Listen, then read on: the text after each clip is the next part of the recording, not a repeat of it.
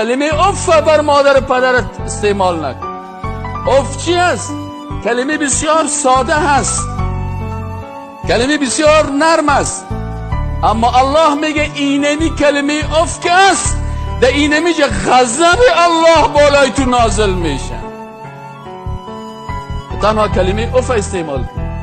بدا به حال کسی که مادر پدر خود دشنام میگه، بدا به حال کسی که مادر پدر خود جمله‌ای را در مقابل از استعمال میکنه که قلب مادر پدرش بلرزه. الله سر از تو فرزند لعنت خود نازل میکنه ولو که در سر نماز استاد شده باشه، به خاطر که امر الله را الله میگه که اف نگو و تو دشنام میدی.